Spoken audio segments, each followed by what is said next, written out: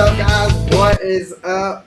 Welcome back to Deck Talk Podcast. We have a phenomenal episode tonight. We've got a special guest, so we've been looking forward to having him on a long time. Uh, and again, if you don't know, I'm Colin Burnett. And I am Norman Lee. Guys, our guest tonight, he is a four-time Bassmaster Classic Qualifier. He is a Bassmaster College winner. He has two Bassmaster Open wins. He is an Elite Series winner and the current record holder for the largest margin of victory in an Elite Series event, winning by over 29 pounds. The one, the only, Patrick Walters. What's going What's up, on, man? guys? How you doing, Guys, brother? thank y'all for having me. Heck of an intro, man. How was Uh, that intro? Was that spot on, dude? it was spot on, guys. Y'all got me a little fired up now. I'm ready to talk some Oh, fishing. man. We're ready to rock and roll this thing, dude. Man, I Yeah, feel pretty special to be on the podcast with you guys. Norman called me like 3 months ago, and he's like, "Hey, we want you on the podcast," and I was like, "Man, I'm down. Like, let's do it." I was like, "I'm free anytime this week." He said, "No, we're gonna have to pencil you in from like three Yeah. months from now is our next open date." I'm like, "Okay, pencil me down." There you go. And yeah. Well, see, that's I was gonna say it's been good, man. Life is good. yeah, Good. Heck yeah. For our first year, it's been really a lot better than myself and Colin expected at this oh point. yeah, So everything's it great. has. And I mean, the good Lord has really blessed us with it. Because we thought that it's maybe once or twice a month that we're going to have like a pro angler actually on or something like that. And once I guess pretty much from the classic, we got to go around and talk to a lot of the guys, and we talked to you during the media day. And but after that, we just, I mean, every week. I think we do it like if it's just Norman and I, we just call it Deck Talk Chat with Norman and Colin. And so, but every week we've had a special guest come on, and that's what we like. And everybody, and with it being an interactive podcast, it we've seen a lot more people. Like last week, we had like 1,200 viewers in the hour. Uh, Good. so Just in we the hour watching live. Yeah, just during the live in that hour time was over 1,200. So we're hoping to crush it. We've told people we've done lives here about 30 minutes ago, telling people that we're going to have you on if they have any kind of questions to ask, and so which we're going to pick your brains. We're going to talk fishing. It's probably Norman and I say this is the quickest hour that's going to happen. So I'm looking so forward to it. Let's But bring the questions on. yeah, man. Hey, let's get the ball rolling, man. First off, Patrick, what is your earliest memory of bass fishing? Now, I know a little bit of the backstory. You're real close to your mom and dad. They're a big part of your life, and your dad really is a big part of your fishing life, Todd. But what's your earliest memory of bass fishing, going back to when you were a kid? First, kind of really falling in love with the sport. Um, I have two fond memories of like the first tournament I ever fished is what truly hooked me. But I also remember the first bass I ever caught because we actually grew up saltwater fishing. Saltwater inshore and offshore, Dad and I. And then what little bit of freshwater we did was he grew up in Harleyville, super small town, like on the Edisto River. We like redbreast fished. I mean, that's what we did with a beetle spin and a cricket on there. All we did was just brimfish. I mean, that's all we did when we fished freshwater, and then we did saltwater. And I was actually at my cousin's house, and he had a little pond in his backyard, and we were just fishing with crickets one day. I could not tell you how old I was. Probably it was young, um, and we were just fishing with crickets in his pond, and I caught something. It was, I mean, it couldn't have been 7 inches. And I asked him, I said, Marshall, I said, what is this fish? Like, I have, like, it fought different. Like, this is not a brim. And it was just a green little baby largemouth, and I didn't know what it was. I ran it up, and I was talking to my aunt. I was asking her, and she was like, oh, it's a largemouth bass. And I was like, oh, well, like, it just, like, it still stuck to me to this day. And because I had no idea what it was. It was something that different. And then when I was probably 12 years old, I was a sixth grader I was in sixth grade, and I fished my first bass tournament with Bradford Beavers. It was a Fisherman Legacy tournament because we actually duck hunted together, his family and my family. and he had just turned 18. And everybody, if you don't know, the Fisherman Legacy is an adult junior format. So he had just turned 18, so he was considered an adult. And he said, "Patrick, do you want to fish?" And I was like, "Yeah, I mean, I don't know how to bass fish, but I was like, I'll bring some of my rods." I brought 5 spinning rods. They were like trout rods and redfish stuff. And from that, I remember like a good bit of that day. I remember the blast off. We were in a 17-foot Stratus with a 90 Evinrude on the back, and I remember the smell of all those two strokes, the blast off. We were at Lake Murray right here at Dreer Island, and just fishing that day. I mean, I was clueless. I mean, I don't. I hope I caught a fish. I don't remember catching much, but it was just the whole blast off. I mean, it was like this is America. I mean, you get to Yeah, fish on the water, you get a blast off like we're in a boat race. We probably didn't pass anybody in that little Stratus, but yeah, just from that day on, I got home that day. I said, "Dad, we got to get into bass fishing." I said, yeah. "I don't know what is this the most amazing thing I've ever done." And from there on, I've been hooked on bass fishing. Yeah, little did you know back then that that little green fish you caught back when you were what 6, 7 years old. Little did you know back then that that fish was the one that was going to get you hooked for the rest of your life. You know. Truly hooked. I mean, I'm telling. After that, I asked Dad. I was talking to him about it, and he was like, "That was just a bass. Like, I'll take you bass fishing." And like we went and did like some pond fishing, and then from there on, like even a buddy of mine, we would every day after school when we were in elementary school, we'd ride our bikes and fish ponds. Had the backpack full of tackle, and I mean, I just got hooked with it. I got hooked so much in high school that they actually, I went to Holly Hill Academy, smaller school. We had 300 kids K through 12. You could kind of They were a little more lenient on things. They had a parking spot in the teacher's parking lot behind the school for me, so I could bring my boat to school because the front parking lot was too small. I couldn't bring the That's boat to pretty school, cool. and That's I had to pretty get cool. them. They allowed me to bring it around back and park it. Yeah, that's pretty neat. That's awesome. Yeah. That's Go ahead, Colin. uh, that's kind of it's interesting because I know because I'm originally from Nashville. I grew up on Old Hickory Lake, and so, but I got into fishing, which I fished my whole life with my dad. But my mom's dad, my granddaddy, he had a boat, and so we'd go out in his boat, and that's all he would want to do is just brim fish and stuff. And then as I got older, um, I finally talked him into. I was like, hey, let's try to catch some bass.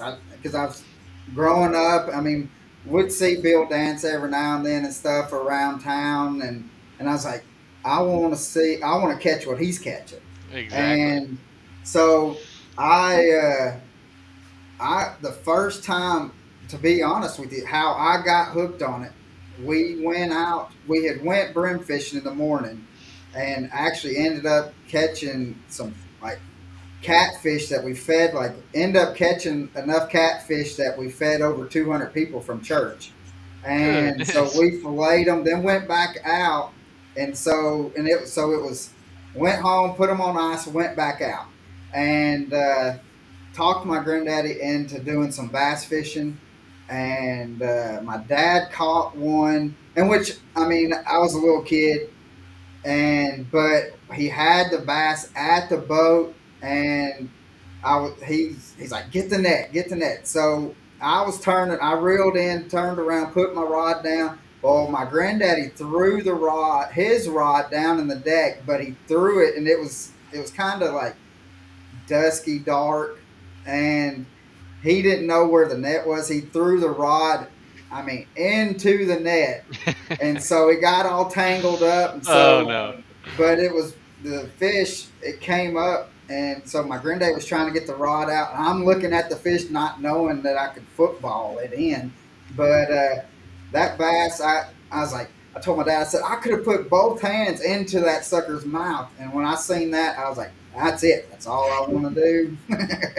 Yeah. So, It's uh, crazy how those memories stick with you. It's like just we can all remember those fish catches, but I mean, like you said, you were just a young kid, and it's like you could still see your hands probably fitting in that thing's mouth. I yeah, mean, it's just that sticks with you for life.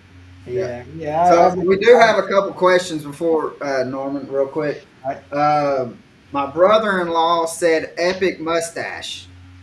Thank you. I'm So, getting there. I grow it just for the smallmouth. I'm thinking about dyeing it a little bit darker. yeah. Right. uh, Go with that Shaw Grisby look. That Shaw Grisby Exactly. yeah. mustache. So Michael Wendell's, he's a buddy of ours. He's from He's from Southern Florida. He fishes the Everglades a lot. But he said, shout out from the Kissimmee chain. He's at a tournament right now. Yeah. So Yeah, I think uh, Mike headed up there. I think yesterday or this morning. Nice. then John Pate says, what is your favorite bait during tournament time? And then, real quick, another question was, what is your favorite lake to fish? So, two-part question. This is going to go hand in hand. My favorite lake to fish is Santee Cooper, which is my home pond, because of how different it truly is. There's so many different faces to it. You got the swamp, you got the lower lake, I mean, the canal in the middle. You can fish deep, you can fish shallow. There's so many different things to do. But my favorite bait to throw, whether I'm tournament fishing or I'm fun fishing at home, it's a Zoom fluke stick. I bite the tail off. It's a 5-inch stick bait, but a wacky style stick bait on a spinning rod. 10-pound braid, 10-pound leader, catches them anywhere you go. That's the most chick catchingest bait out there. And Patrick, you're actually sitting there telling us that, and I'm trying to look for where my pen is and my notepad there to write down all the good stuff, man. I mean, But Norman actually fished with my dad on Santee, and yeah, Norman, he probably threw a big stick bait the entire time, did he not? yeah. A quick side story about that, Pat. Thanks for bringing that up, man. Um, it was back then it was a Costa series. Today's a Yep. Toyota series, and your dad ended up winning that on the co-angler side, and we fished together on day two. And I'm driving home. Of course, I didn't make the cut. I'm driving home with my tail wagging between my legs, like I normally do when I leave the state of Florida. I did. And I did the same thing that tournament as well. I got my oh butt man, cut. but your dad actually was telling me all about you when we were fishing together. So I kind of knew you before I knew you through your dad. And but I'm driving home and I put the audio of the weigh-in on, and they're actually doing the co-angler weigh-ins. And when they announced your dad the winner, I'm driving home. I'm fist pumping so hard in my truck, I had to pull off the interstate before I wrecked.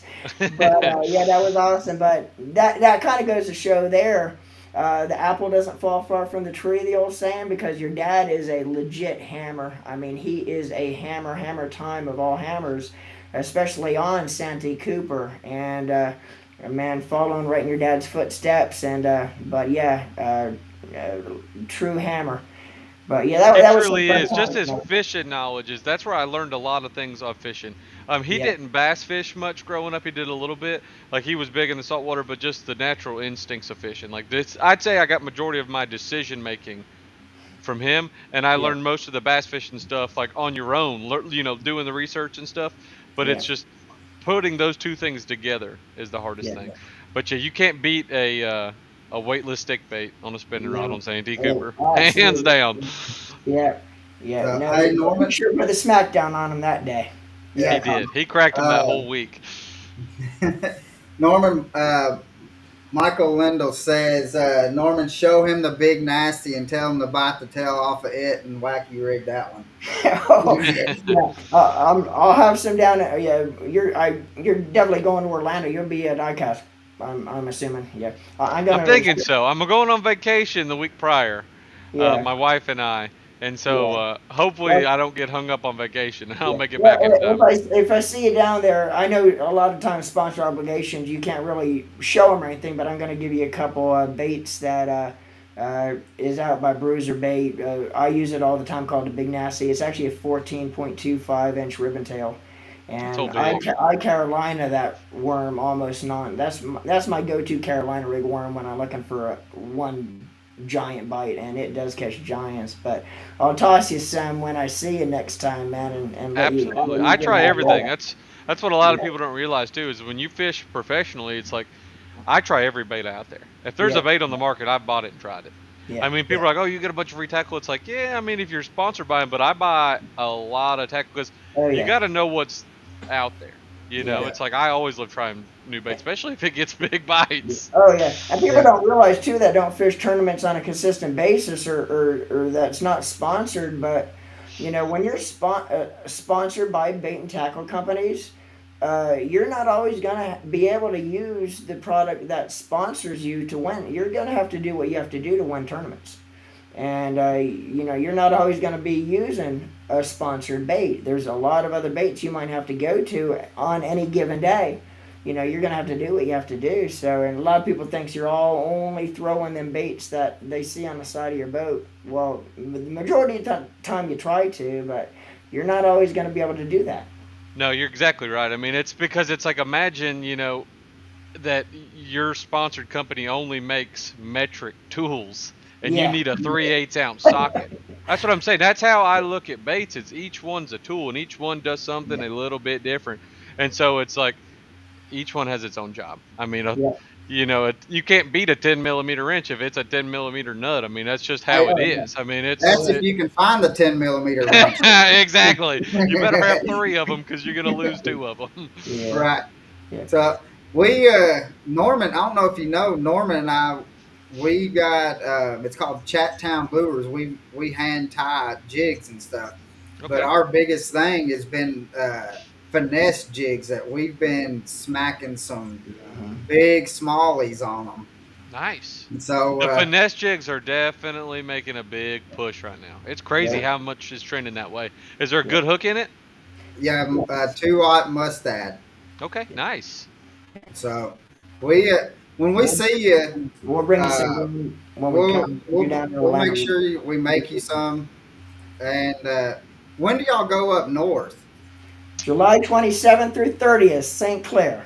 Yep, that's the first one Oh, for Hey, the it's in Florida. elites. Yeah, That's the that. first one for the elites. I'm actually the Oh, week okay. prior is the MPFL on Lake Saginaw, which is I in got you. Michigan, so they're side by side and they're back to back. But yeah, Lake all right. St. Clair is the 27th. I'm Yeah, excited about that northern swing. I well, love what some we'll good smallmouth. do, we'll make Norman write a note to make sure that let's make him quite a few of them to where he can go up there and throw them, Yeah. and you give us because we haven't had anybody up throw them up north. Everybody's been Kentucky and below, Okay. so. Yeah. Um, so go out if you go out there and just practice fishing or whatever. If you start smacking them down, we we just give us a holler and tell them, hey, these things done good, or even tell them these things suck. I mean, we don't. I'll be happy to do that. Yeah. So, but Talking yeah, about Lake St. Clair, have you started prepping for that, or is it too early yet? When do you start prepping for? No, I prep for the next tournament as soon as the previous tournament's over.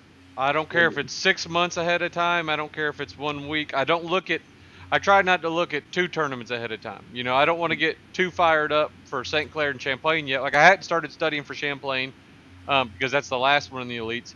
I look at them. I really focus one day at a time. That's how I look at everything. Okay. I'm yeah, worried about the next day. And that next day is basically it's the next tournament, Lake St. Clair. And so I have started prepping. I have ordered a decent bit of tackle, and I mean a decent bit of tackle. I'm probably talking about 2 grand plus a tackle in the last 2 weeks. And it's stuff I already have. I hope my wife doesn't. I hope my wife doesn't hear me in the other room. She might come in here and come Oh, get me. But no, I love tinker with tackle. Redoing all my rod setups. I've taken everything out of the Falcon bass boat. I take all my tackle out, take all my rods out, and I start completely fresh. We're done with the southern swing. We're mostly done with largemouth fishing. Thank goodness. I love largemouth though. Largemouth are my favorite, but I'm learning to have a different type of passion for yeah. smallmouth. They're completely different. You don't need as much tackle. I change all my gear up. I'm going to limber spinning rods, some long spinning rods for my hair jigs. Some light ones. Like I'll throw a six. I got a 6/8 light action rod that I throw for like a wacky worm and stuff. Where down south it's a 7 foot medium heavy. I mean you're cracking them, bringing out the grass. But up there you're going to fight that fish for 3 minutes, and you just want to make sure that rod just stays loaded up and you don't lose that fish. So that's what I'm doing now is organizing all my tackle, getting all my plastics ready, finding all my drop shot weights again. I tie my own hair jigs actually. The little black marabou jig that everybody Yeah. catches them on. I love yeah, doing that. That's like a passion. I mean, it's actually tedious. It takes you like 30 minutes to tie a jig to do it properly. yeah. But it's therapeutic. You just get to Oh sit yeah. down and dive into your tackle. When you're prepping for a lake like St. Clair, do you go into that lake knowing that typically that time of the year St. Clair is usually one, typically a certain way, certain fishing style? Do you go into that event with a predetermined notion, or do you still go in with an open mind and kind of let it flow flow to you when you're practicing, knowing that the lake's usually one typically a certain way that time of the year anyway. I go in open minded, but with both strategies in mind. I go like, hey, they're going to be moving offshore. They're probably going to be on a good crankbait bite. Yeah, That's typically what wins there.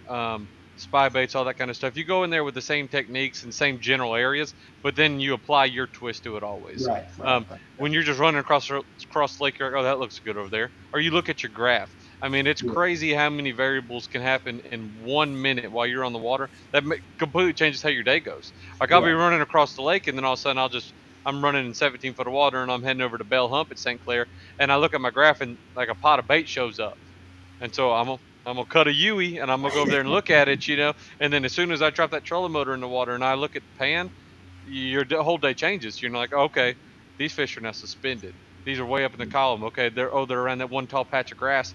Now I'm running around the whole lake and I'm looking for grass or something. So it's like little things can happen in 1 minute. Oh, there's mayfly on the water. I need to go look for some mayflies. yeah, It's you have ideas and areas like where you're going to go where they typically catch them at, but then it's as the day goes. I mean, you're just pre-fishing. You're just fun fishing. You're practicing. You're trying everything. I'll get a 100 ideas during that day, and I will try all 100 of them. I'm not yeah, gonna not try it. So it's just right.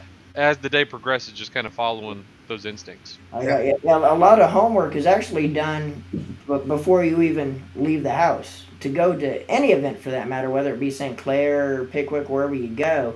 A lot of your homework's done in the driveway or in your office or in the house. Tell all of yours, how do you go about preparing for an event uh, before you leave for the event? Because a lot of that homework you do on the body of water before you even get there. 100%. I do probably 30 to 60 hours of preparation for each tournament. I mean, I got like papers right here. I don't like little notes. I got a notepad I keep right here of just I sit here and I watch videos. I do map research. Um, it's nonstop preparation. I mean, because this is how I make a living. This is my job. And Do, I sit right here, and then I'll be in the garage. I'll be tinkering with tackle. So there's a lot of tackle prep, and then there's a lot of lake prep. Yeah, Lake prep of like learning the body of water. Where can you fish? Where can you not fish? How is that fishery fishing? I'll go back and then I'll do tournament research of how much, what's the weights average? What to expect, because I like to go into a lake knowing like, all right, 17 pounds is max. I'm not going to go to Red River and think I'm going to catch 30 pounds. So you go back and you learn it, because like when you come to Santee, I'm not going to think, oh, I'm catching 12 pounds, I'm doing good. So you have to know each lake and body of water what it's capable of to know kind of where the bar's at. And so that's yeah, why when you get there, you know if you're having a good practice or bad practice by that, or oh, I need to find more, or you never can find enough ever. So yeah, you always find as much as you can, but there's a lot of time and preparation that goes into each tournament. yeah, now, like because like when I fished a lot of tournaments, I don't fish too terribly many now.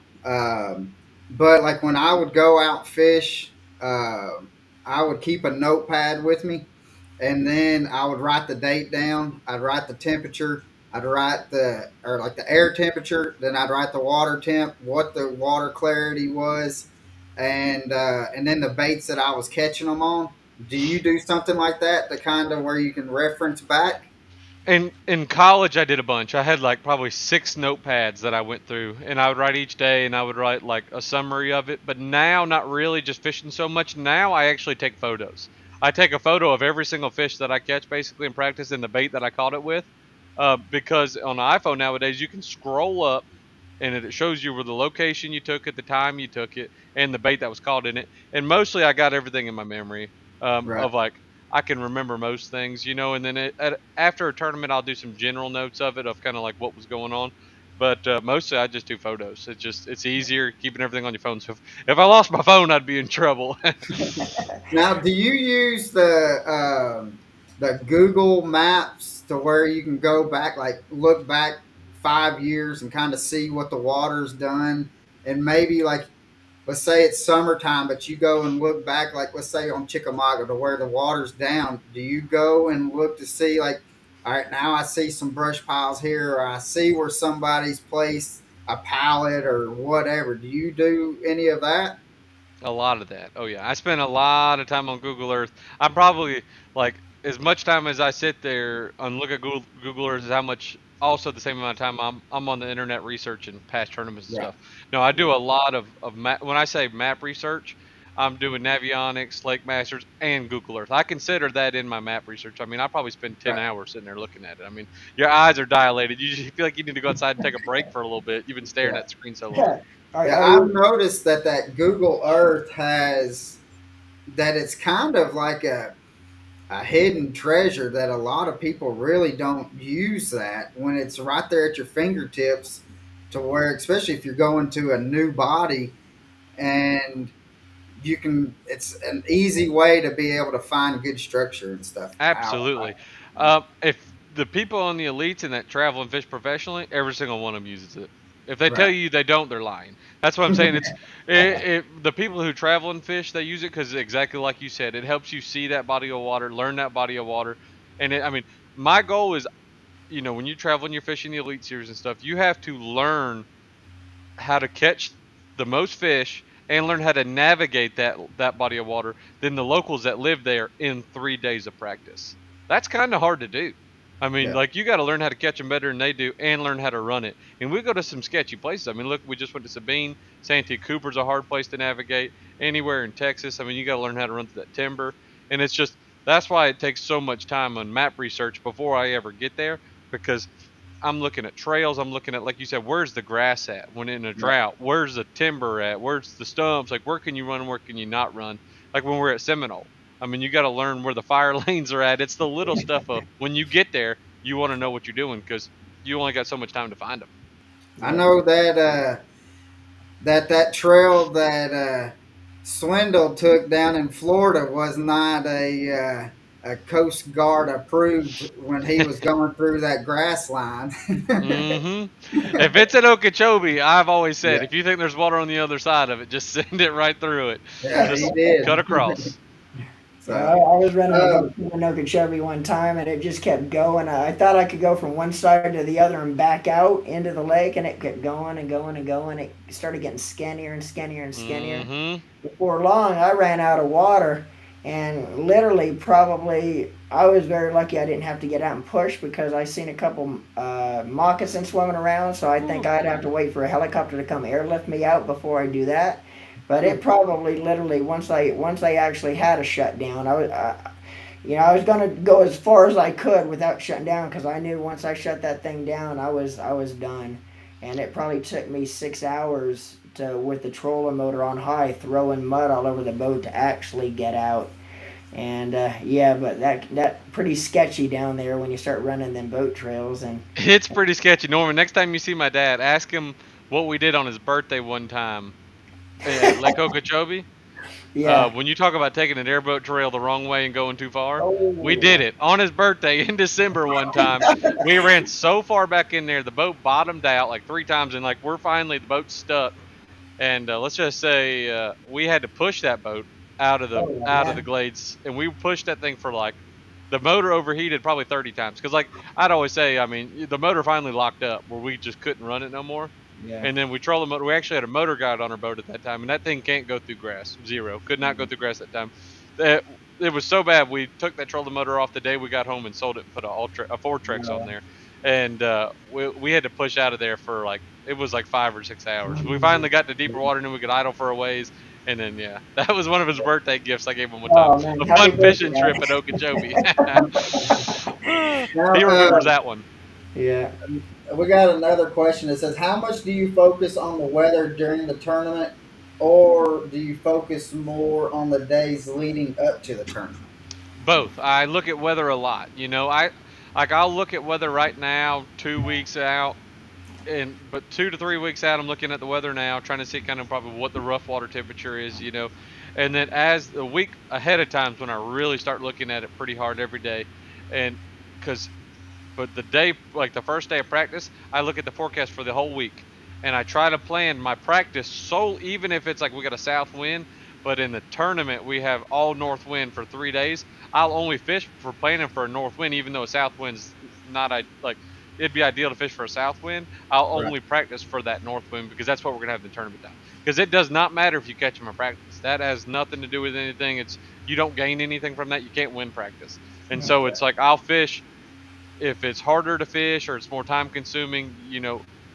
I'll fish to set myself up better in contention for the tournament, if that means anything. But yeah, I look at the whole forecast for the week, and that's really I think how I did good the last tournament, the MPFL here on Santee Cooper.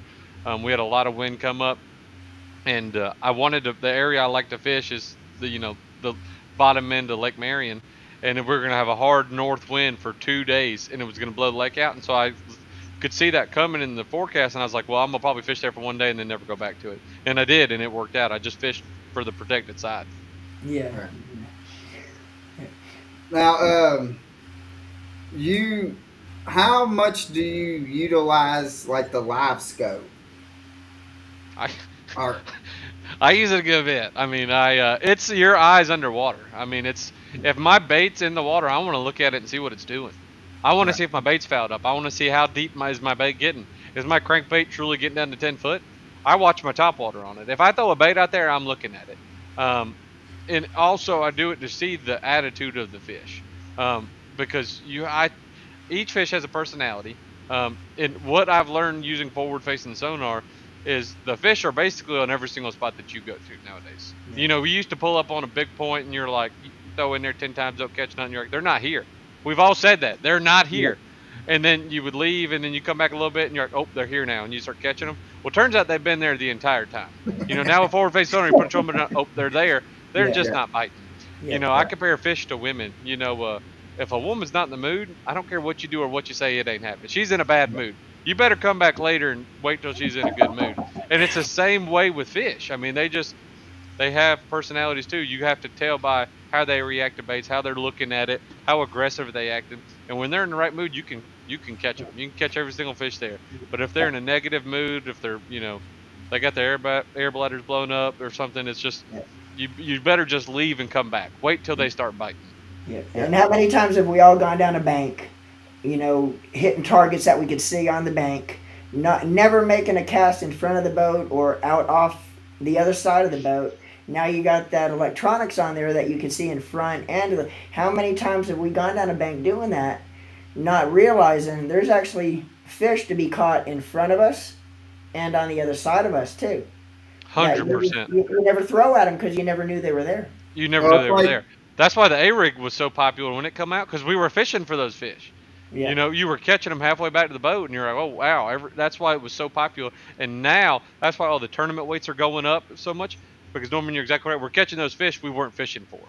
Yeah. That's yeah. why those are A rig fish basically. Yeah. Yeah, and that's what I like because Norman and I we get because we go out all the time together, and we get people asking us about it, and I'm like, the fish that are getting caught on the active target or the forward facing sonar and stuff are fish that primarily probably has never even been caught before. Um, and they're like, well, do you think it's going to change? And which I'll let you kind of answer that if you think it's going to change fishing. My opinion on it is I think the fish are going to get adjusted to them getting caught that way. That it's going to push everything probably back up towards the bank to where Yeah. you And got how the shallow guys are going to you're going to start seeing the shallow guys get a lot better. exactly. They're And just going to adjust back up. Absolutely, it's going to definitely change how they act. No doubt. I mean, listen, a bass it does three things its entire life. Its instincts are bred to to spawn. That's what it lives its life around. Its next meal, it's always trying to figure out its next meal, and then doing whatever it takes to survive. If the water's falling, it's going to follow that water. It just goes that way. If the water's rising, it follows that water, and also it does whatever it can to survive, and that's not being caught. And Yeah. so they're going to learn how to set up differently, whether they get hit by the beam, whether they can feel it or not, and they'll just swim away, or they won't bite, or they're going to start gluing to the bottom, and they're going to start going back to the bank. It's going to change the bite a little bit, but bass are smart creatures. I mean, they've been around Yeah. for a long time. They've been around longer than us probably, and so they're instinctually bred to survive. So I definitely think they're going to get adjusted to it, and that's why I mean To keep catching fish and to do well, you just have to adapt with them. Yeah. And you weren't always you weren't always a deep water fisherman too. You used to be primarily a shallow water fisherman, and 100%. yeah, and now you're actually known to me and probably most of the rest of the industry as one of the top leading deep water fishermen in the sport. So, how does somebody that used to be primarily shallow water, now you're one of the deep water gurus? Cobb actually gives me a hard. Brandon Cobb gives me a hard time for that all the time because he said, "Patrick, you used to could catch them. Now you just use Yeah, that graph all the time." And I'm like, I mean, but why would you not use it? It's in front of you. Turn it yeah, on. But no, it's. I think that's actually why I'm good with forward facing sonar. Because Norman, you've been to Sandy Cooper. The yeah, average depth's 10 feet, hmm maybe. And so I grew up throwing to shallow trees, throwing to targets, throwing to grass, throwing a spinnerbait up there, and you're reeling that spinnerbait in, and you twitch it, and you see the blades flare. It's intimate. You're watching every single cast. You're skipping a wacky worm under an overhanging bush, and it's you watch it skip all the way under there, and you're in tune with your cast the whole time. And then I hated fishing deep water because you pull up to where like I know there's a brush pile here, and you throw up there back in the day, and you'd lob that old monster out there, and you'd hit cast 10 times, and you would never touch it, and you're like, okay, then you finally nick it one time, and you're like, all right, there it is, and then you'd miss it again, and I hated that because yeah, you'd always throw that worm out there, and you just stand there, and you look around, and you drag it, and I cannot do that. I'm too impatient, and then I would. My beliefs were a bass could not live deeper than 15 foot of water growing up. Like I thought if he swam deeper than 15 foot of water, he just died. Like they didn't exist out there, you know? And so, just starting to fish and traveling around and learning other places, okay, fish get off out deep a little bit. And then when I got forward facing sonar, it it gave me that joy fishing out deep that I had fishing up shallow because yeah, it brought you back intimate with each cast. Where I was up there, I could focus on my cast. I mean, I'm ADD. If I can't see my stuff, I'm probably not paying attention.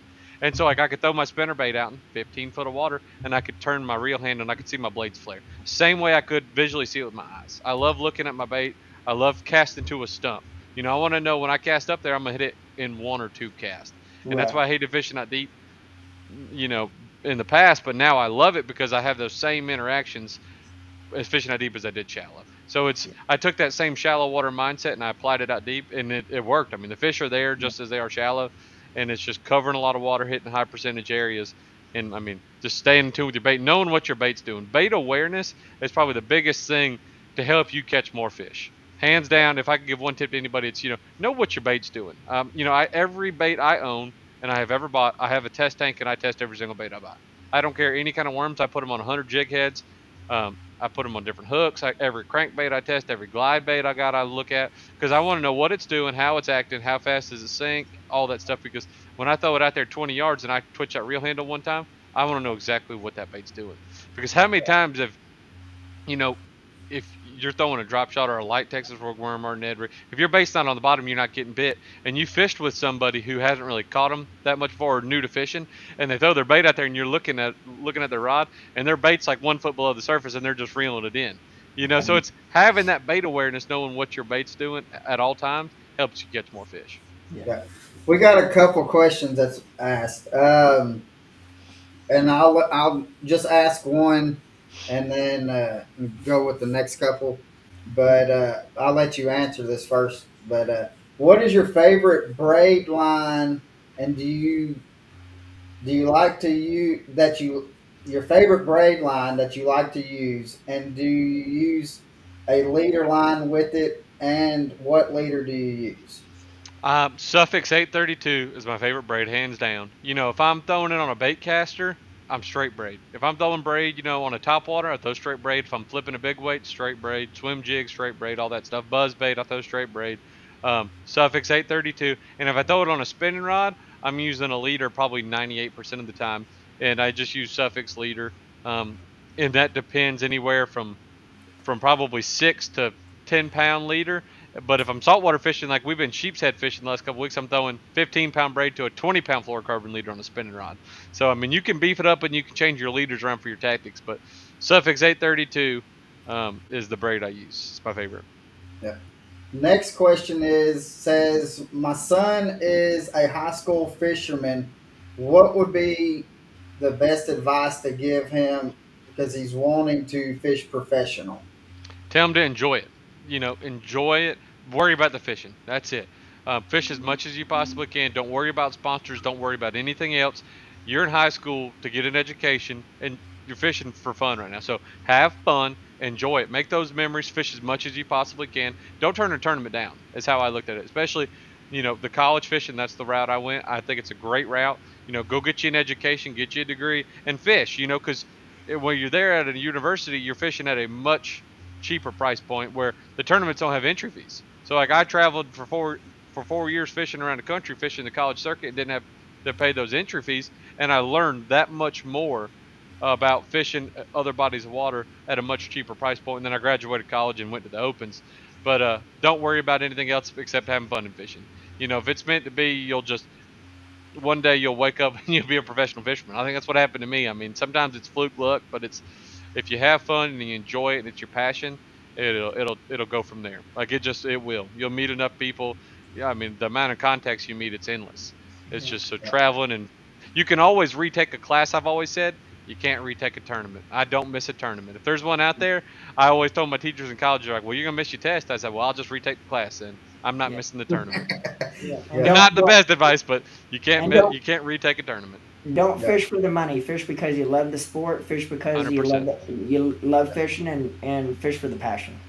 The money will Absolutely, come down the road. without a Uh, doubt.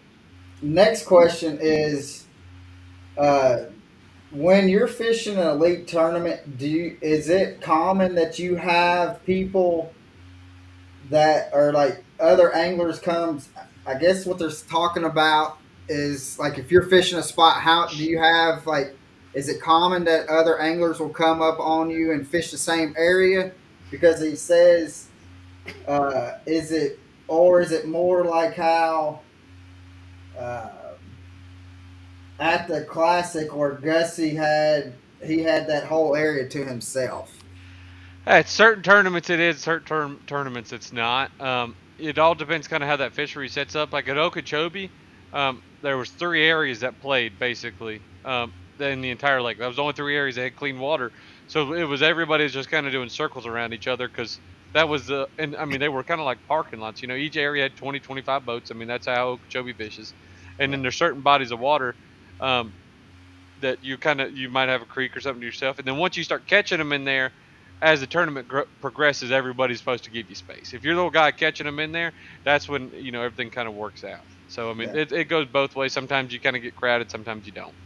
yeah. Because that's like when we were at the classic and we were watching it, and we were surprised that nobody really. I mean, they gave Gussie his space. That it was kind of surprising that y'all actually gave him that much space, knowing that what he was bringing in Oh yeah. was Well, that's just how it is. You're not really. You don't want to poach another man's fish because what's Yeah, even yeah, crazier is the first time he won there in the Elite Series. There, I beat him to the canal. I started the first day of the tournament there. I won the boat race down there. I started there, and then Zaldane pulled in, and then Gussie pulled in. I fished there for about 45 minutes. I caught 2 shorts, and I was like, I'm gonna go fish some other stuff. I got a lot of other stuff that's better. And I left, went and fished around, didn't catch much. I caught 8 or 9 pounds, which ain't bad there. And got back in. Gussie dropped 17 pounds on him, and I knew exactly where he caught him, what he was doing, and I didn't never went back for the rest of the tournament. Actually, I hadn't gone back in two tournaments back because he beat me. I left. I made a different decision, and I never went back. And he told me after the tournament he really appreciated that because that wasn't my place to go. I wasn't going to go encroach in on him. He caught the right. fish that day. I was the first one to the hole. I beat everybody there and had just as much claim as he did. yeah, But it's more of kind of how you act on the water. yeah, There's more yeah, sportsmanship in it. I'd yeah. rather, I mean, because I plan on doing this for a long time. I'd rather him. He appreciated that, and hopefully one day he'll do the same for me. I wasn't going to go in there and get bump boats next to him, because if you fish for $1 and you try to fish aggressive like that, listen, that's Nah, you're going to be there you're short not term. You going to ain't gonna be there a last long long time. that way. You are Yeah, not. no. Mm-mm. Yeah, And and I, I will say that the classic that was more of a sign of respect for Gussie too, yeah, because of what Absolutely. you just said, and more so sportsmanship, especially the event that it was the classic too. That's one Absolutely. event that you wouldn't want to, approach somebody and do anything that you wouldn't normally do anyway. So Yeah. definitely not in that event. Now, let's talk about a SmackDown that you done. What on Lake Fork? What was it like to go and pull up a century belt and then to have that largest margin of victory? Did you know going into final day or championship Sunday that you had it won, or was it still kind of, or were you more focused on trying to get that century belt? I wasn't really. I was thinking about the Century Belt a little bit, but mainly it was to catch him again because I'm telling you, I had a lead, but there is no lead big enough that makes you feel safe. None. I didn't have to weigh in that final day, but I promise you, I was like, "Well, Lee lives. He's in top 10. He's going to go crack 40 pounds or something." Yeah, He did it the following year, he and he done showed that it. it's possible there. But that was my fear. It's like somebody's going to stumble across them, and they're going to catch them. And so, Yeah, like the whole day, I mean, I when you're out there, I mean, it feels like the walls are closing in on you. Like you're losing at all times. So I mean, you keep gas pedal never stops. Like Davey even hopped in the boat, and they were giving me a hard time. And they're like, "All right, Patrick, like let's do an interview quick." And I'm like, "The day is not over. Like I am still fishing as hard as I can." Like yeah, they were kind of like, "Oh, like you gonna let up?" And I'm like, I'm not taking my foot off of their throat. Like yeah, no, like I'm gonna catch every fish that's out here until it's you feel like you till they so that bell rings and you have to go check in is when you kind of like you take a yeah. breath. So You it was tell me you're going to do the interview when you talk to Mercer. exactly 100%. It's like we're gonna do this when we get back to the bank, and Yeah. that was a truly it was a special tournament. I mean, I found that bite like 2 hours in to the first day of practice. It was I Oh, stumbled on it was the quickest bite I've ever found because I had just fished the open at Cherokee Lake. It was in the fall, and I had drove straight from that open to Fork, and I caught them jerking trees at Cherokee, but it was laid down trees off of the banks. Off of a bluff, and it would stick out into the bluff, and I'd pull up and there'd be like 4 or 5 fish there, and I'm like, okay, and that's how I caught them. And then when I went to there, I just kind of like pulled into a pocket, and there was 2 fish sitting on a tree, and I'm like, oh, kind of looks like 14 hours ago what I was doing at Cherokee, and I threw over there, and it was a 6 pounder, and I'm like, that's a little bit bigger than what Lake Cherokee had to offer. And so I started running around looking for all that stuff in practice, and I found a bunch of spots, but in practice they were all 3 pounders. It was the fall, and I'm like, this is great. Like I'm gonna catch. I've never called my wife ever at any other tournament. Like, honey, I feel pretty good. Like I can catch 15 pounds guaranteed. I was like, I've never felt that way ever. yeah, I was like, everywhere I go, if I throw a jerkbait by a fish, he's gonna bite it. Like I mean, I feel good about it. And then I think the water or something dropped the night before the first day of the tournament, and they all turned to 5 pounders. Like it doesn't happen often that way, but all the threes turned to fives, and it was like, Yeah. oh my god. yeah. Yeah. And that next year you were referring to, the next year you went to Fork again, you ended up with the fourth day, Championship Sunday, you had 32 pounds. And I think you came in second place that event with 104 pounds. That was your second century belt. And you had 32 pounds on day four. And Lee Livesey kind of crushed everybody's hearts and came back Just a with little bit. a 42 plus sack and had a few out of body experiences when he was reeling in some of them 8, 9, 10 pounders there on that spook. But But he got on that little island and stuff that he was yeah, throwing. He couldn't miss them. I mean, It they was were just, unbelievable. yeah, And I knew he had won because we were all fishing kind of in the same little creek around each other. And, I started out, had like 5, 6 spectators with me. And then, then I get to like 10. And now Lee's got like 15 spectators with him. And then he's got 20. Then he's got 30. And then at the end, like getting to noon, he's got 60 plus The creek was blocked off. Like I couldn't go to one of my spots. I had to idle through all the boats. And they're yeah, like screaming and hollering. And I'm like, man, Lee's got a uh, bag. yeah, I'm like, I don't yeah, know what he's got, but he's got them. And so I'm like he's idling out like 20 minutes to weigh in, and they're all screaming and like throwing beer cans, and I'm like, oh my god, like they're celebrating. I'm like, I don't know yeah. what he's got, but he's got. I pulled up to weigh him, and we weigh him on the water at Lake Fork, and I'm like, you got him? He's like, yeah, I got him. I was like, you got 30? He was like, oh yeah. I'm like, you got 35? And he was like, Oh yeah. I was like, you got 40? And he was like, and I was like, oh my god. Like I couldn't believe because I asked him. He's like, I was like, you got 35? He's like blew away 35. I Yeah, mean, when you wow. catch 35 pounds, but he Yeah, was like, yeah, I got 40, and I was like, that's unbelievable. I was yeah, surprised he didn't crack open a beer with them. You're right. I can promise you, after that weigh-in, he yeah, handled a few. Yeah, yeah. So, let's see. How? Let's see. This question is saying, do do you room with people while you're on or while you go to events? And if so, who's the funniest person that you room with? This year we've been doing the Airbnbs and traveling houses. I usually camp, and this year it's been the motley crew. It's me, it's Justin Hamner, Brandon Cobb, and Shane LaHue and Clint Davis. It's a house full. It's a house full of goons. So everybody put together is just pretty hilarious. I mean, yeah, yeah, I mean Cobb, because Cobb could he's been unbelievable how well he's been catching this year. He's like, yeah, I'm not Oh, on anything, and then he just stumbles across 30 pounds somehow. And he's like, yeah, I've already ran out of all my fish. yeah, I don't know what I'm gonna do tomorrow. And he's like, yeah, I found 20 pounds on the bed in one pocket. And I'm like, who does that? Like it's day 3 of the yeah, tournament, he catches them again. I mean, it's just all yeah. of us put together. It's a good crew.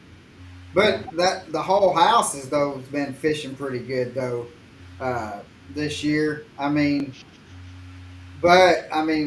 Cobb, this is his angler of the year to lose this year. 100%. He's And The only thing is he hates forward facing sonar, and he doesn't like smallmouth.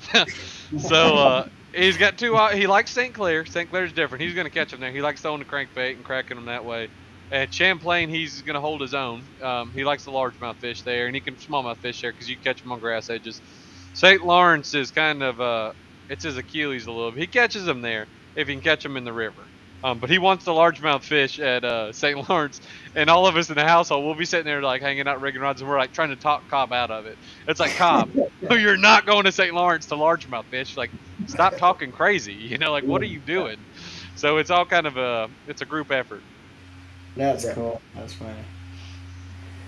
let's see.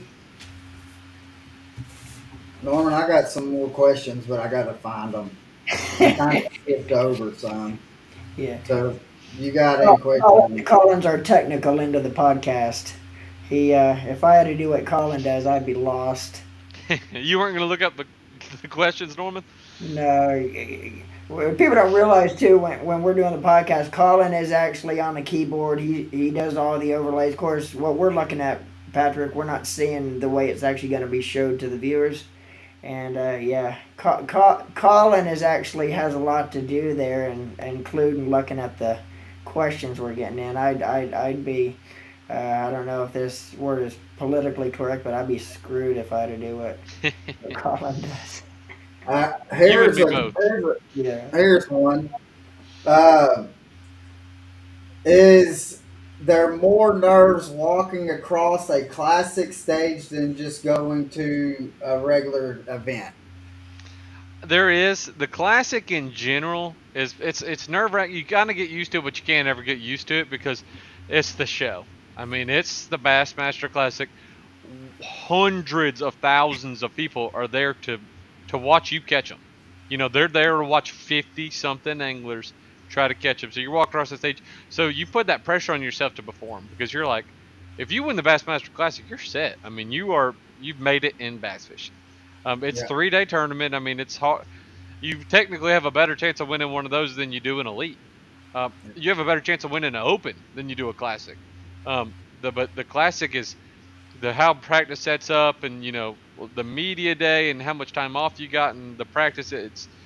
It's a lot of pressure. It's tough. It's tough to put 3 great days because every day is different. It's always that springtime of year where early transition, like in March, they change daily. Um, like if the classic would have been 4 days this year, I don't see Gussie winning it. His yeah. fish were leaving their head to the It, bank. So that's what things work out sometimes. I mean, I'm glad Gussie won, and it just shows you it's hard to put 3 days together. It is. That's why the classic's a hard one to win. Yeah. yeah, and that's why, like, because when we were doing the media day, that was one of our questions that we asked a lot of the anglers if you have a choice to win Angler of the Year or the Classic, what would you rather prefer? And everybody said the Classic, Yep. and they're like, I I like that know AOY too, though. but they said I know if you win Angler or the AOY that that's year long tournament. You got to be good a year, but to be able to hold up that classic Yep. trophy and say that you have that title of saying classic winner, and he's a lot I of think them. AOY champion means more to the angler. I think it means more to yourself, knowing that hey, you fished the best year out of anybody. But I think the classic champion means more to the world. If Yeah. that makes it means more to the community. It has that much more of effect and longevity in your career. AOY champions like it's a personal achievement. Yeah. So I think Yeah, they both weigh pretty heavy, but I take either of them honestly. I'm not going to be prejudiced against them. Seth, excuse me. Seth actually said that if he had to choose, he'd actually trade in his AOI for a classic. If he had to choose one or the other, he'd actually trade his AOI in for a classic championship. That's That's awesome. and and Matt Robinson said if he won the classic, that about 80% of it's going to go toward the party. I can actually believe it. Yeah, yeah. We we told him, we said, well, we don't do any drinking or anything like that, but we want to go to the party. He says, well, you're if I win, he says you got first invites to it. Everybody's invited. You're right. You just want to Yeah, go to the show. oh yeah. yeah, and it would be a show at that, right? Yes, it would. Yeah. What is your craziest moment on the water? I don't know if they mean like exciting crazy because it just says craziest or something, Out of the ordinary happen, yeah, maybe. happened. I've had some crazy moments. I mean, it's hard to narrow it down. Um, to one, the one event I think of actually didn't happen to me. This is the craziest thing I've ever heard happen. Uh, it actually happened to. I mean, yeah, you run into all kinds of situations, but this is the craziest story I've ever heard happen to Clifford Perch at the Mississippi River last year. Where, I mean, it's a long story. I'll try to make it brief, but it was he's fishing in the Mississippi River in the pool right here down to the city, and he's fishing down the bank, and a guy in a like a hospital gown comes walking down the bank, like a big guy, and Clifford's like, "Hey, how you doing?"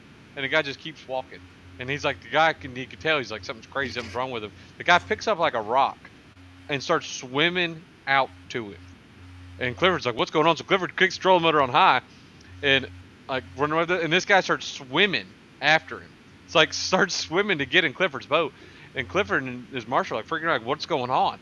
And all of a sudden, like they're going trolling motor and away like on high, and the guy can catch him, and he passes out. The guy, um, he's just like starts drowning, and the Clifford's like, oh my god, we gotta do something. This guy's like 6'5", 280 pounds, like big dude, and they're like, oh my god, he's drowning. So they turn around, and the guy he was already kind of drowning. Turns out his heart exploded. He had a heart attack, and so they were pulling him up in the boat.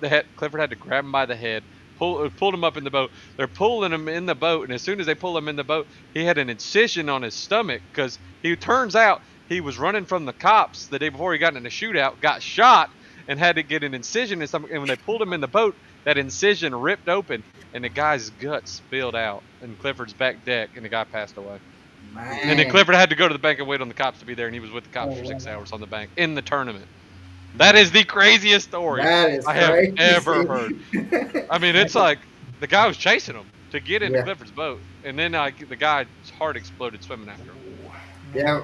Hey Norman, when we get him on here, You have to go. I mean, it's we the have great. to. He might not want to talk about it. Honestly, I don't know. I We'll mean, ask because him like prior it's to. probably traumatizing for him to think about. I Oh mean, it's yeah, he had to go to the. I'm not going to get any more details, but yes, it was graphic. yeah. Um, We might not. We might have to ask him that Ask him prior ahead of to. time. Yeah, Absolutely. yeah. yeah, Because I yeah. mean, when I heard that story, I was like, because somebody told me, it was like, did you hear what happened to Clifford? And we were texting. I said, no, tell me. And he's like, I had to call you. I was like, I'm busy. Just tell me what happened. He was like, I have to call you. He's like, I cannot text this. And I'm like, yeah. When he called me, I was just like And, Yeah. flabbergasted. yeah, right. Now, one of the craziest things that I've heard. Um, and which Roland was talking about it. He said that he was in the league going into championship Sunday, and he had this spot that he was going to that he knew that he was catching his a limit on that spot every day, and he said championship Sunday he come up, but there was another boater in there, so he come up to the boater and he said, "Hey, I'm fishing in this tournament, trying to win, and I've been catching this for the past 2 or 3 days or whatever. Do you mind if I fish this area just to catch some fish?" And the guy said, "Nope." He said, "Not happening." And he said, "Come on, man, I'm trying to win, and I've been fishing this spot." And the guy pulls a gun out on him and says, "You're not fishing this spot." Yeah, pulled a gun out on him. Yeah. So I want to say that it was in Alabama or Louisiana where he I was could at, see both of those states. and but he said as soon as he pulled the gun out, he said, "See ya." Yeah, I know, but I actually got threatened, a gun get threatened pulled out on me one time and my college partner at Pickwick Lake in Alabama, and I was like, man, it's not worth that. Like, we're No. just out here fishing a college tournament. I mean, yeah, there's no.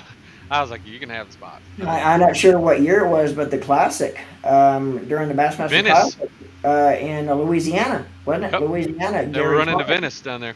was it Gary Klein? I Uh, think it was Gary. had a guy fishing the back of a somewhere in the bayou, and had a guy fire a warning shot over their head. I think Wow. the cameraman on Gary's boat heard the shot going off and said, "I think that guy just shot at us." And I think Gary or his marshal or cameraman called it. They ended up having the cops come arrest the guy during the Classic. Yeah. So You yeah, don't mess with people in Louisiana. that's pretty Do crazy. you Negative. do Yeah. you have which I mean we fish different lakes around here, and I've only had like I've had people come up like if I'm fishing docks and stuff, come up and start chit chatting. I've never like the videos that you see on YouTube and stuff to where there's confrontations. Have you ever had a confrontation with a homeowner and stuff while you're fishing? I've nothing too negative. You know, I've had a bunch of people come talk to you. Like you said, every time you fish docks or marina or something, somebody's going to come talk to you. I haven't had any bad experiences where, like you say, you see on Facebook and the guy's out there holding a gun or Yeah. trying to call the law on you. I typically just leave. I'm like, there's not that many fish under that dock. It's not worth my time. But no, a lot of people are usually pretty friendly in the South. I had a couple of people, they'll come out and they'll start videoing you, and you're like, all right.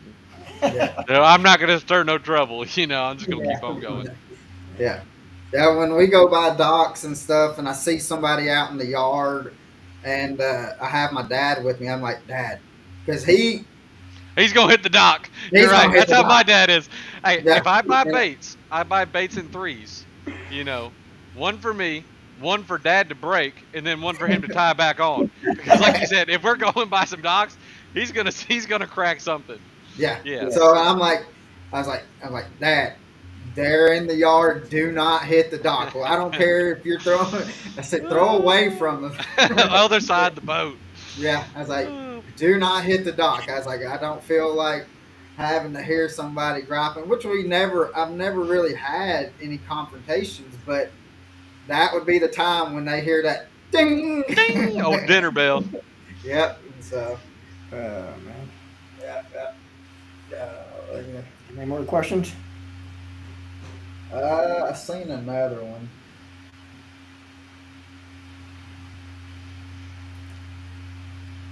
Dennis Crenshaw's on here, Norman. What's up, He Dennis? said it's storming down there, so his guide trip got canceled. Yeah, It's been Dennis. storming here in South Carolina. Yeah, Dennis is the best, hands down, the best crappie guy down there in South Florida. He actually Nice. has Lake Placid freshwater charter and guide. He's a good buddy of mine. Of course, I lived in Lake Placid pretty much my whole life until I moved. Last couple of years moved up here permanently. But yeah, he's the man down there crappie fishing. But yeah, he's a he's a crappie guru down there. But it's been raining in Florida, from what I understand, almost every day, every afternoon. Every day in South Carolina it's been raining a Really. bunch. Yeah. Two questions. when is there ever times that you let's see, is there times to where you throw big swim baits on ledges more than you will throwing a smaller? I guess he's talking about like a 2.5 or smaller wise I a always try bait. to start out with big. If I know there was a big school there, I'm gonna throw the biggest bait I got in there first. Because typically, if there's a big school there, I don't want to catch i- a small fish. I don't want to catch a 2 or 3 pounder because then the school gets educated. Like, all right, they know they're being fished for, and if they're heavily pressured, they'll just stop biting. So if Yeah, I can get one bite, I want it to be a good one. And so I typically start big, trying to get an aggressive bite, and I work my way down to smaller baits. Yeah. yeah, What's when you're throwing a deep diving crankbait that you want to go deep? What size line do you use on it? Of course, I know rule of thumb is the smaller the line, the deeper she's going to go. And I've seen some stuff with Kevin Van Dam, the crankbait king, and he'll throw 4 and 6 pound test line, and I'm not much of a crankbait fisherman, Patrick, but I can't see myself throwing 4 pound test line on a crankbait I that can't either. that cost me $25 in the I, tackle shop first of all. But I, I I'm not as so much worried about losing. I just don't like cranking on that light line. I crank on 14 average. 14-pound lines is what I like to crank on. I'll go down to 12. I throw 12 a good bit. Small crankbaits. Um, I throw a lot of times. I'll throw a big crankbait on 20-pound line. I mean, I yeah, like bigger line. I'm just going to try to throw it further. Is what I'm going yeah, to do. I'm going to put it on a bigger reel. If I'm going to try to get it deeper, I try to throw it further because I like big line because I like jerking my crankbaits, getting that reaction, and if you throw it on light line, as soon as you jerk it, it'll pop.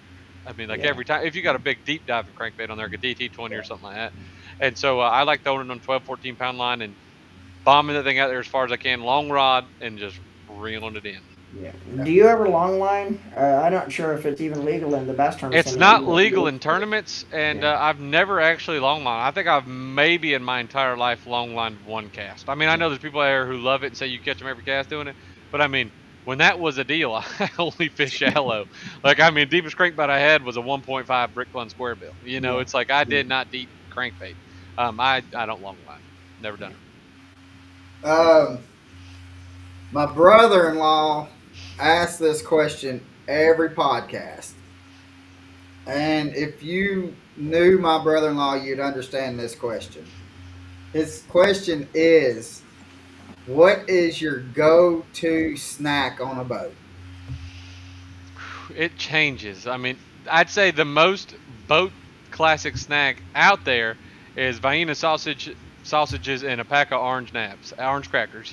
Hands down the classic. Like when you want a good boat snack, but I'd say a peanut butter and jelly sandwich is hard to beat. Like on the water. Like if you had like an uncrustable or something, or at 10 o'clock, I'm gonna eat one of those.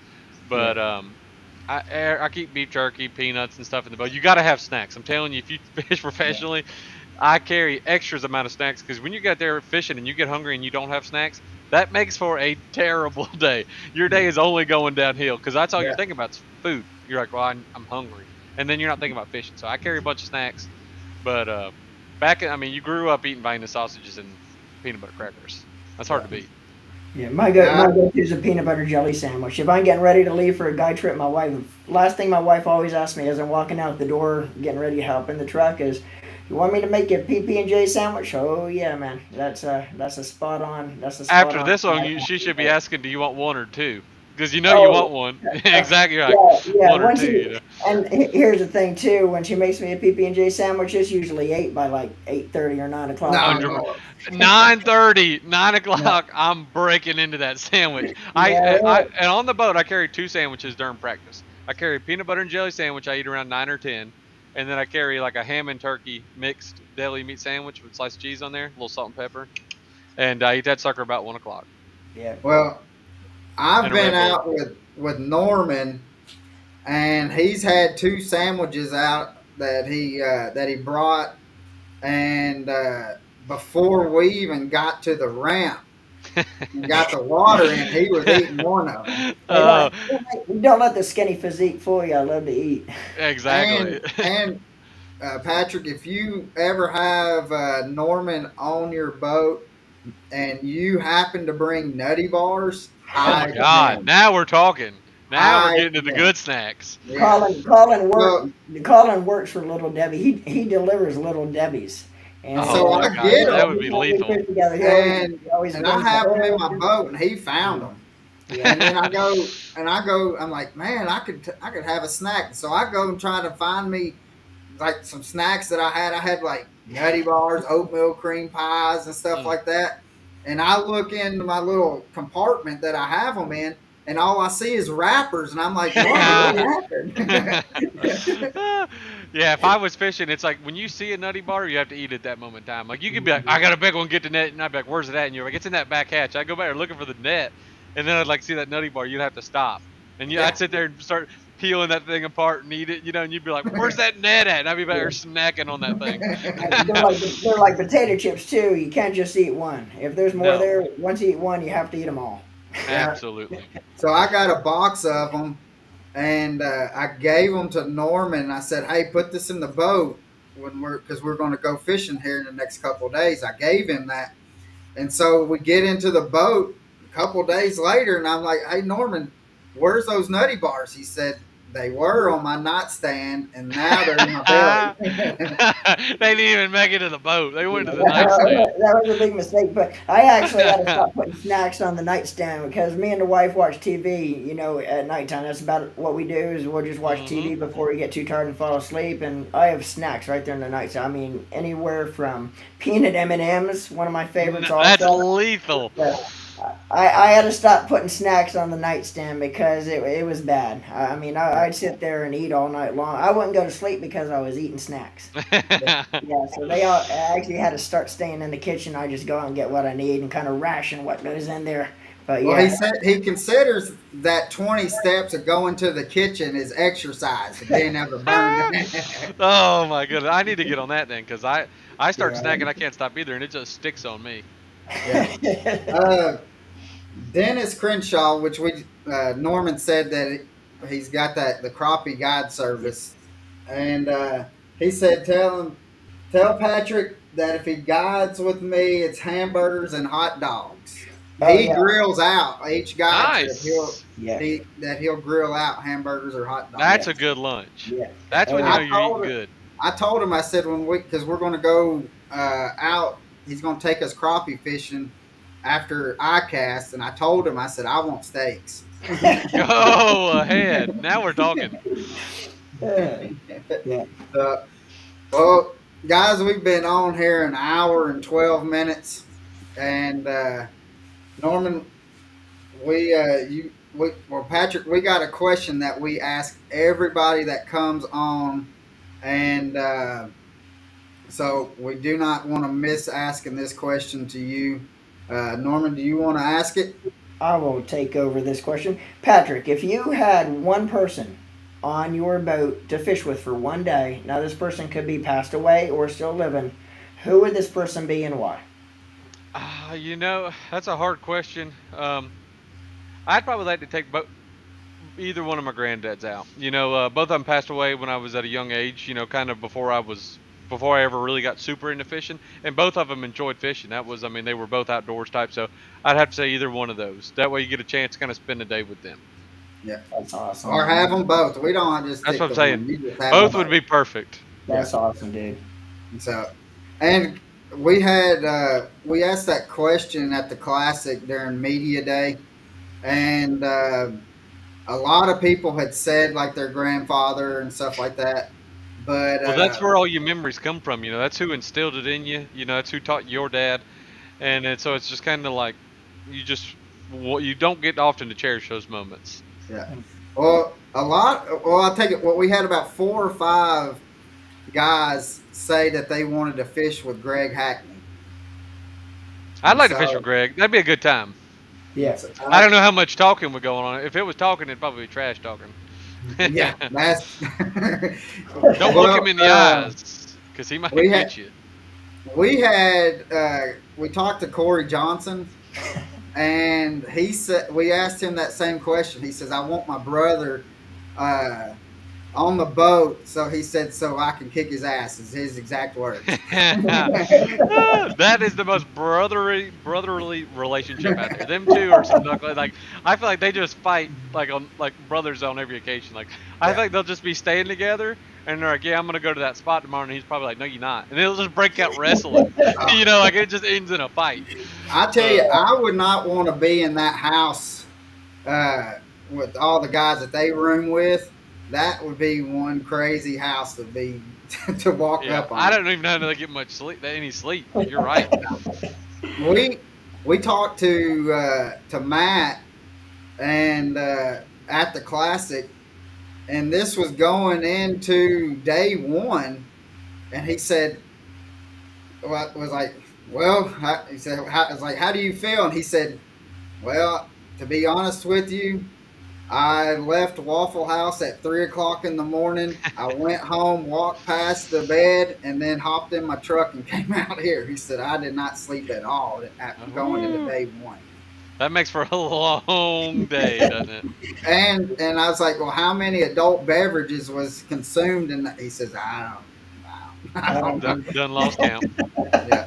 So, oh man. but guys, we don't want to hold Patrick up anymore, but Patrick, we do deeply appreciate you coming on. It was Blast, man. Been a great, fun pleasure. great time Absolutely, chit chatting. We're gonna have to have you on again, hundred uh, percent.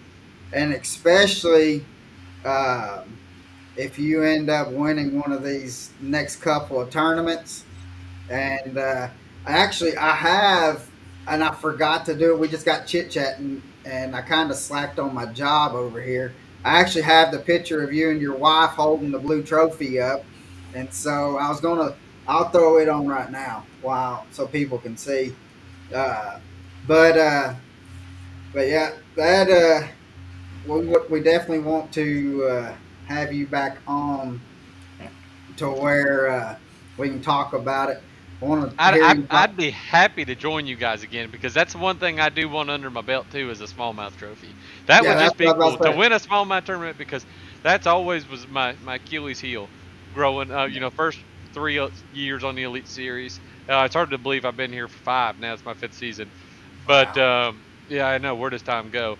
But just because I mean, growing up in the South, we just don't have smallmouth in South Carolina. So just Yeah. that's what you strive to get better at things you're worse at. So that's why, hopefully, we'll go ahead and pencil it down. I want to talk to y'all in about 2 months Yeah, from now, at the end of August, if we can get a We're going to smallmouth one pencil done. you in, yeah. and we expect to see back behind you the trophy back behind you. So, I but got them to the side right now. I could show Yeah. y'all. They're over here to the corner. yeah. It's just that's why I got them sitting on that little shelf over there. There's Heck all the yeah. hardware. Oh That's man, where the yeah, hardware goes over there. yeah. Couple bass. That's why I'm splitting offices right now. We're actually we're in the middle of we just started construction on our I'm building a garage and all that stuff and a nice shop and I'm gonna put my office in there. That's my wife's desk over there right now. So I had to put it to the side. Yeah. Yeah. You're just mentioning too. This is your 5th season on the elites, and you know it really seems like you've been on the elites almost forever. I mean, when you think about it, it seems like you're been there for many more years than 5. But it's hard to believe you've only been on the elites now for 5 years. And I thought looking at 5 felt like a long time. I feel like I've only been there for 2. Because well, it's I like mean, where does time go? going back and looking at some of your statistics for only being on the elites for 5 years, if you take a look back at the statistics of Patrick Walters to all our viewers, you have actually made the cut over 50% of your elite events. And I think in 70, I don't have it written down, but I think in 74 tournaments, you have 33 top 20s. I believe Nice. if I'm right. I didn't write it down. I think that's what I some right in around them figures, and that is just flat out impressive for 5 years on tour to And have them kind of numbers. yeah. And So keep doing Norman, what you're doing, man, because that is highly impressive. Thank you. in Thank you which guys. I appreciate it. when Norman and I were talking about you and stuff like that, and was talking about your stats and stuff, and I was like, I was like, to me, I think that you are probably one of the most underrated anglers in the elites right now because people just kind of, it's like you're always consistently on top of the leaderboard, but people kind of overlook you. And I think that it's, in a way, Eh, that's to your advantage. I think a But lot of that dues to social media as well. That's the one side I lack on because I don't like social media that much sometimes. You know, I try to focus on fishing. I try to make my living cashing checks, and that's where you kind of just fall in the cracks a yeah, little bit. Because if you're not catching them and you don't have social media, you just nobody knows who you are, and so right, that's why it's good to have both of them. I need to step that side up a little bit more, but if you're not, you know, you got to stay relative into people's eyes. And that's yeah, what the anglers that people are looking at a lot more to think about. So right, that's the ones that I definitely need to work on a little bit. yeah. But I mean, and that's what we were talking about, like the stats and stuff that you have and what you've done. I mean, compares to a lot of what I guess you say elite, what people would say elite of the Bassmasters. I mean, your repertoire is right up there with it. But we were talking like really people, and it goes, it makes sense of what you said that the social media plays a big factor. And like Yes. if I mean, you go and I mean Scott Martin's got the biggest thing, but I mean not bashing Scott. I mean, we like Scott. We've chit chatted with him, but your the tournaments have been this year, and even the past 5 years have kind of been up above him. And again, not trying to bash him by no means, but It's just just because his he's way social more in media, the people's eyes. Absolutely, yeah, 100%. yeah, And yeah, it looks like he is statistically the better angler because yeah, it's just how much you're in the public eye. And so I yeah, mean, and Scott's a great angler. I mean, he's a darn good he is, professional. And it's just it shows you how much social media impacts the viewership. right. Right, right. So, um, now before I have to ask you this before we let you go, and I promise you this is the last question. How much do you think Brandon Polinick's going to be in, or what do you think the chance of him being at least in the top 10 these next on the smallmouth? We got 3 tournaments. He'll top 10 one of them guaranteed. Out of three, no doubt. I mean, two of the three, 60% still. Two of the Yeah, three. Three of the three, probably like 15%. But it's still that's decent odds. yeah, I take 15%. But one out of three, I mean yeah. that's a Because to me, ninety-eight he percent. shines, and I'm not trying to divert anything this podcast away from you or nothing like that, No, he's good. but when it comes to the smallmouths, him and Fighter would be the two that would be that my thinking of. All right, I've got to beat them. That's who I've And them got to beat. Johnstons. Yeah, and yeah, Them they can. Johnsons speak Yeah, it. yeah, Yeah, and they'll beat you down and take your money and laugh at you. On the same hole. I Yeah, fished next to him in the same. I fished 50 yards from him. We're having conversations, and I hook one, and I got a 3 pounder, and I look over at Chris, and he's got a 5, yeah, and I'm like, what is he doing different than I'm doing? So it's yeah, just they got it dialed in. yeah. yeah. But So, well, Patrick, again, we deeply appreciate you Yeah. coming on. We got you penciled in here in about a couple of months, and we're gonna see you hopefully here in a couple months with another blue trophy. I appreciate And it, guys. I'm looking forward to it. Thank y'all for having me. Yes, yeah, sir. And and hopefully we'll so see you in Orlando if you're down there at ICAST, and Absolutely. I'll have some baits down there for you, Patrick, to go check out and try. And if I don't see you down there, I'll make sure to get them to you the next time we see each other. But man, Good this has been deal. fun. It's been a blast, man. yeah, Great to have you on, and look forward to talking and chit chatting some more with you down the road. But Absolutely, guys. I enjoyed it. Look forward to seeing y'all in the next couple of weeks, yes, sir. and hopefully for a good northern swing. yeah. Yep. So tell your We'll wife be that we live on. appreciate her allowing you to be on here for almost an hour and a half with us. That's no word. I think she's got the dogs bait up. So Hey, you I'm know going what? to check on her and eat me some dinner.